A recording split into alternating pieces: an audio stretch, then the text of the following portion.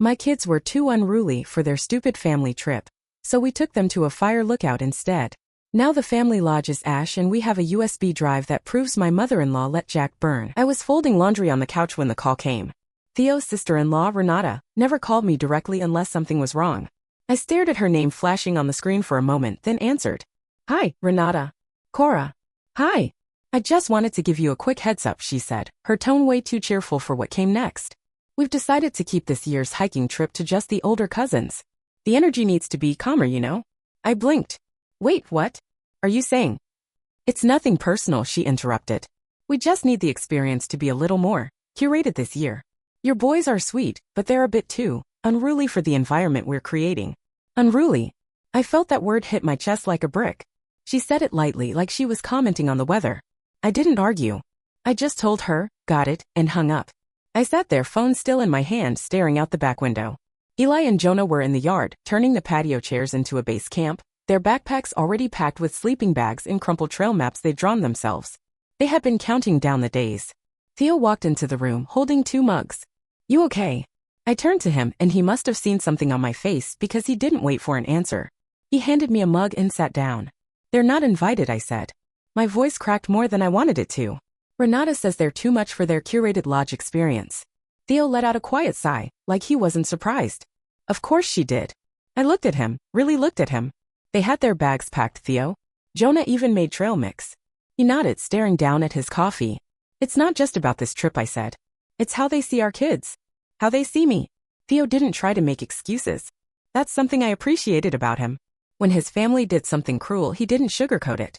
He just sat in it with me. Later that night, after the boys went to bed, I opened my laptop. The fire lookout tower was still listed in my email, part of some land inheritance I'd never taken seriously. But I pulled up the photos again. The tower stood tall above a sea of evergreens, like a secret hideout. I think we should take the kids there, I said. Theo leaned over to look. You're serious? Yeah. Let them run wild, yell, get dirty. Let them be exactly who they are. He smiled. Let's do it. We didn't say anything else after that. Just sat there quietly sipping tea, the glow of the screen lighting our faces. We had been dismissed, written off. But maybe that was the moment we finally stopped waiting for approval and decided to write our own story. The next morning, I called the land office to ask about the tower. I half expected them to say it had collapsed or been sold off to some Airbnb influencer. But nope, still standing, still half forgotten, and still technically part of the land my grandmother left behind. I hadn't been up there since I was a teenager. Back then, it was just a cool place we hiked past once, a rickety structure peeking out of the tree line. I didn't even know it had been ours, not until the inheritance letter came years ago and I skimmed it, thinking, what would we ever do with a fire tower? Apparently this. We drove out 2 weekends later. The road turned to gravel halfway up the mountain, and the kids were bouncing in the back seat, pointing at chipmunks and debating who would get the top bunk, even though we hadn't stepped inside yet. It looked worse than I remembered. Weather-beaten wood, missing railings, and a roof that dipped at one corner like it was tired of trying. But the view was something else. Miles of deep green forest stretched in every direction, broken only by the thin line of a river down below and the occasional lightning-scarred tree. Jonah ran straight to the stairs. Mom, can I go up? I glanced at Theo. He gave me the look that said, let them be wild. Okay, I said, but slowly. And don't lean over the edge. They bolted up like squirrels. I stood at the bottom, heart pounding, half in panic, half in awe. Above the trees. That's what they'd be, above the noise, above the judgment, above everything. The renovation wasn't going to be easy. The floors needed sanding, the roof needed patching, and the wiring was a mystery we didn't want to poke too hard yet. But for the first time in a long while, I felt like we had something that was ours. That night, after we'd driven home and put the boys to bed, Theo and I sat on the porch with his laptop between us, making lists, lumber, sealant, a composting toilet, solar panels. He was better at logistics than I was. I was better at dreaming. My phone buzzed. Renata had posted a Gear Essentials list in the family lodge group chat, links to $500 hiking boots and color-coded packing cubes. Someone commented asking if organic oat milk would be available at altitude. I didn't respond. Just closed the app and stared at the stars. 2 days later, an envelope showed up at the house. Yellowed paper, typewritten label. No return address. Inside was a letter. Cora, I worked that tower back in '97 before they stopped sending us up solo. Don't know what you plan to do with it, but I'll say this, that land doesn't forget. There are truths out there that never got buried proper. Take care.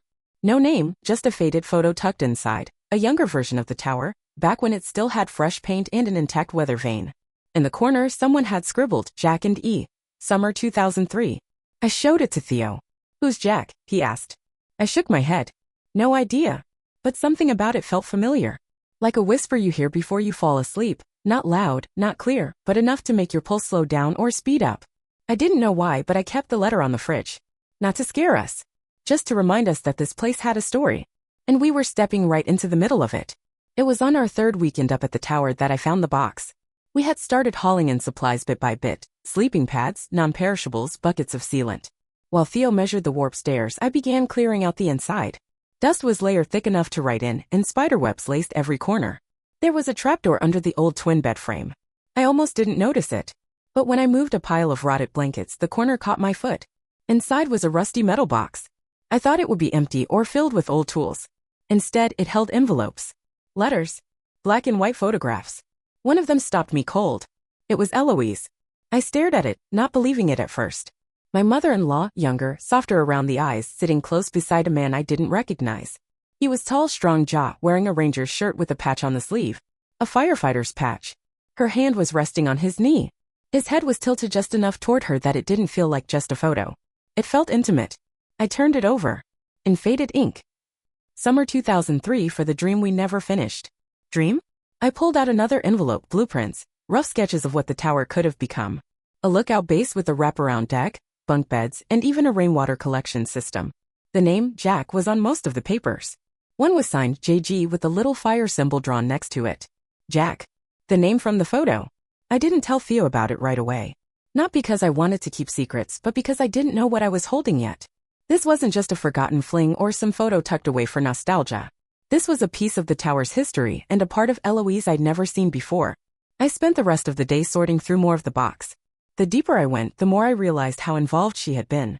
Notes in her handwriting, lists of materials, sketches, even a weather log written in her elegant script. She and Jack had been planning something big. Then suddenly it all stopped. I remembered Theo saying Jack had died in a fire. One of those forest blazes that had gone wrong, taken out a chunk of timberland. The report said it was accidental. That he had been inspecting old equipment and something sparked. No foul play suspected. No one asked many questions. But now I wondered. Later that evening, Theo and I were eating sandwiches on the deck when I finally asked him, "Did your mom ever talk about this place?" He shrugged. She mentioned it once. Said it was part of a phase she grew out of. I nodded quiet. Because something told me she didn't grow out of it. She buried it. And I had just unearthed it. That July the air started to hum differently. Every weather report on the radio warned about dry lightning, those freak storms where thunder rumbles, but no rain falls. All across the Pacific Northwest, conditions were ripe for a fire season no one was ready for. I stood at the edge of the tower deck one morning, coffee in hand, listening to the brittle sound of the trees swaying in the wind. The forest felt tense, like it was holding its breath. Inside, Theo was peeling back another wall panel, part of a plan to rewire the place for solar lighting. I heard him mutter, "Jesus," under his breath. What? I walked over. He held out a bundle of old wiring, blackened at the tips and frayed all the way through. This whole wall could have gone up in flames with one bad spark. I felt a chill run through me. Not just because of the wires, but because of what I'd found the night before. I had been digging through a side closet, clearing out water-damaged files when I came across a logbook. Not the kind rangers used to track weather. This one had detailed notes, diagrams, measurements, concerns. Jack's name was scrawled in the corner of every page. And on one page in thick pencil. Lodge wiring is unsafe. Generator near kindling stack. Foundation gaps plus dry rot equals fire hazard. Report pending. Lodge. Not the tower. The family lodge in Colorado. I stared at that word for a long time, heart thudding. Jack hadn't just been working on the lookout tower. He had been inspecting the lodge too. And he had found serious problems. But that report? It had never surfaced. No one ever mentioned it. I tucked the logbook into my pack. For now. That afternoon we were cleaning the old ranger's kitchen nook when a car pulled up. It was Katia. I hadn't seen her in months. She was always the quiet one, more interested in art than brunch menus. The family mostly ignored her and she seemed fine with that. She stepped out, looking like she hadn't slept in days. "I couldn't take it anymore," she said, dropping her duffel bag on the dirt path. I left. Theo and I glanced at each other. "Left what?"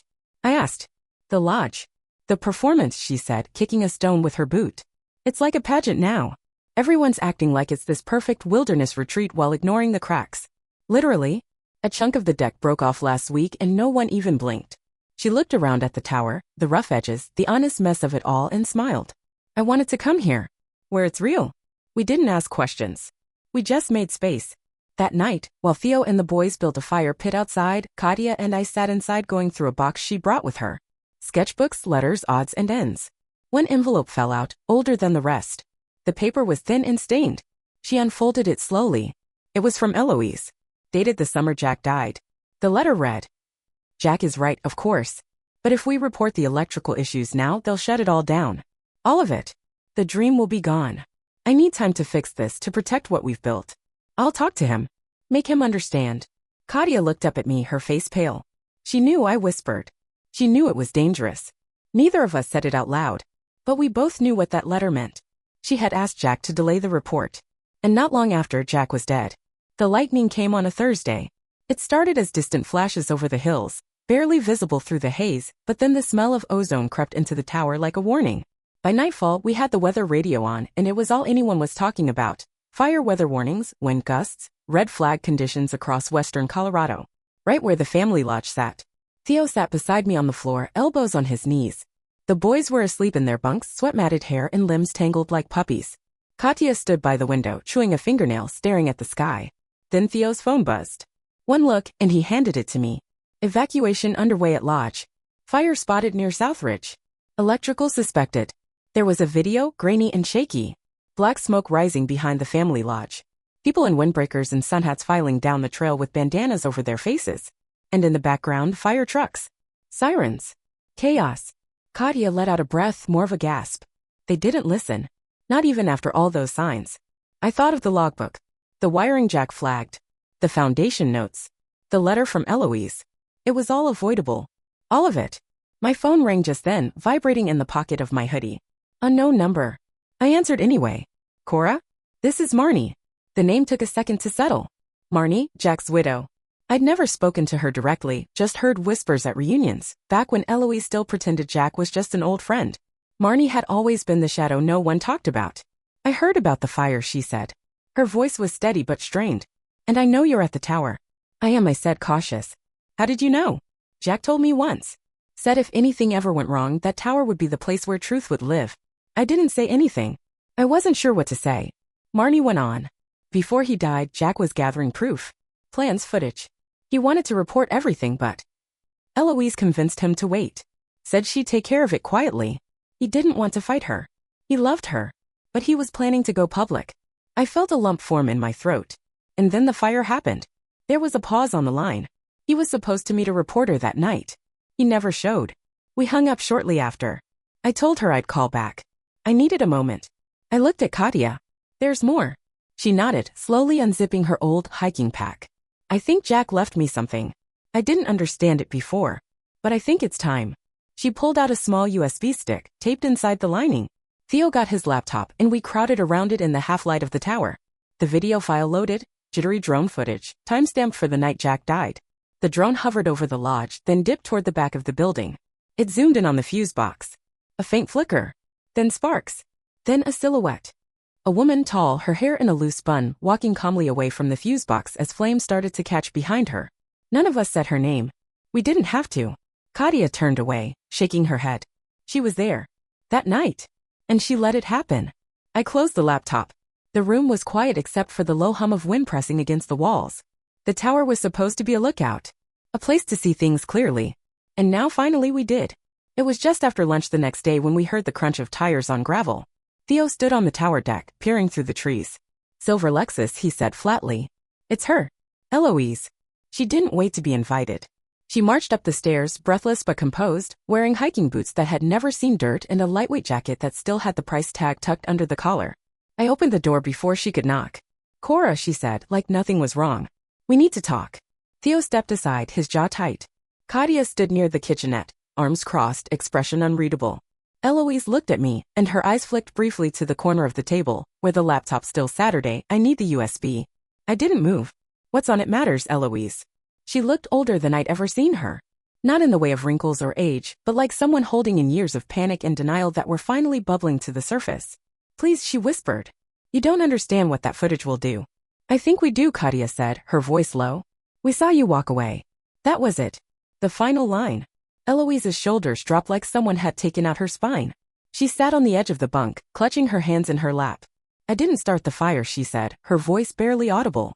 But I didn't stop it either. The room stayed still. Even the forest outside seemed to pause. I knew Jack had filed the report, she continued. He was going to submit it to the safety board. Said they'd have to shut down the lodge for months. Maybe tear it down. And that tower, she glanced around, was supposed to be part of our future.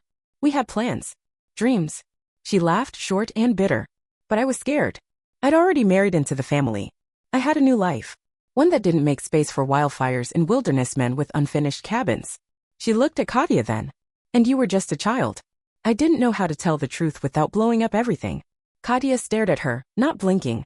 So you let the fire happen. Eloise closed her eyes. I just needed time. I thought, maybe it wouldn't get bad. Maybe it would be contained. I told myself it was just sparks. And Jack died, I said. She nodded slowly, tears gathering but not falling. And I lived with it.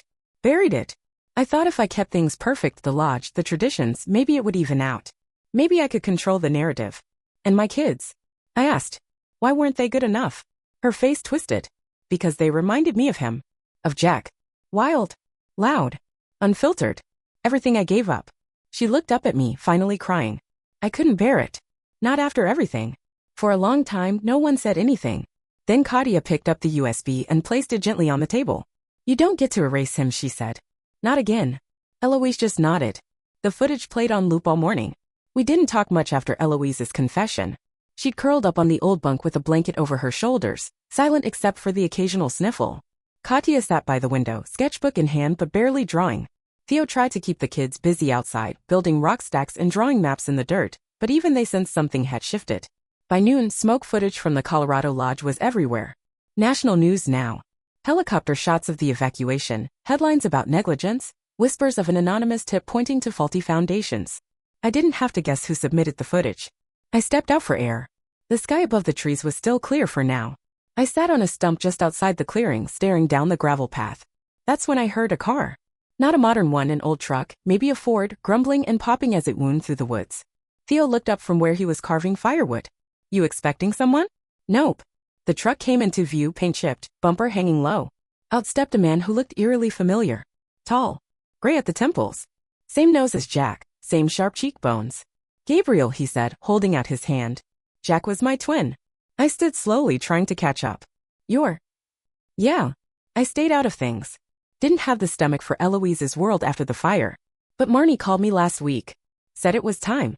He walked past me like he'd been here before, like his feet knew the path. Inside, Eloise sat up straight the second she saw him. You shouldn't be here, she said. Neither should you, Gabriel said calmly.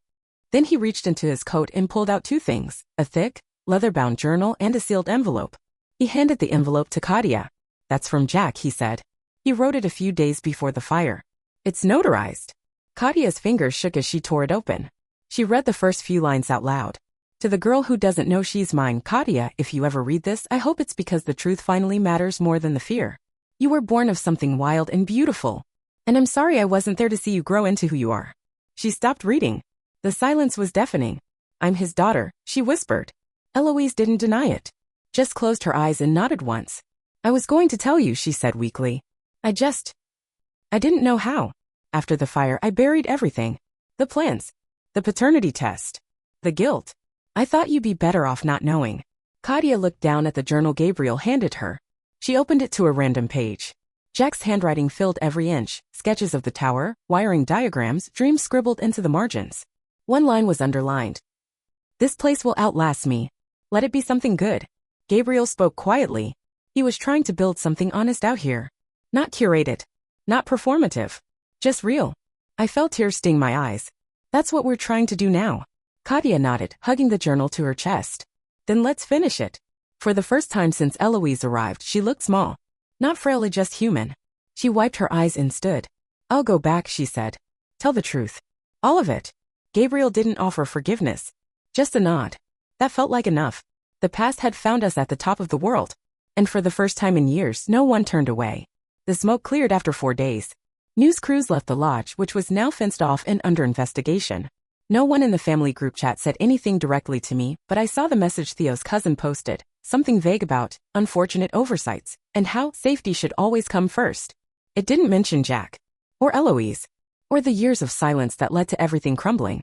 But we weren't there to read their apologies. We were up in the tower. By late August, the floor had been sanded and sealed. The solar lights worked. The boys had made a chore wheel that included bug patrol and more testing.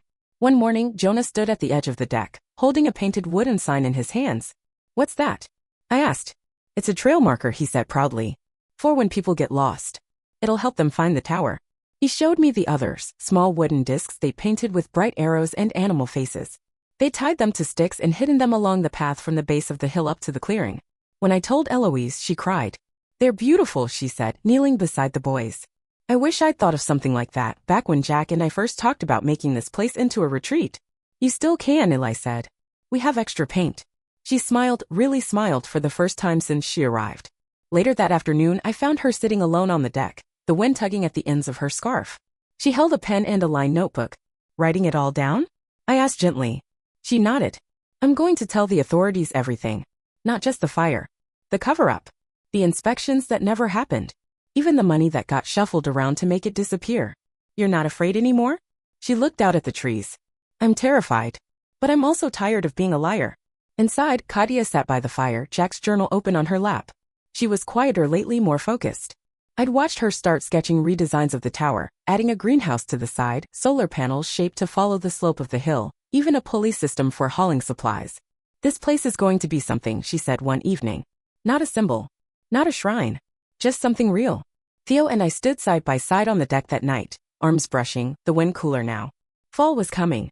We could see the burned hills in the far distance, blackened and raw, but there was green already peeking through. "Regrowth. This is our place now," I said. He nodded. "Not theirs." "No," I said. "Ours. All of us."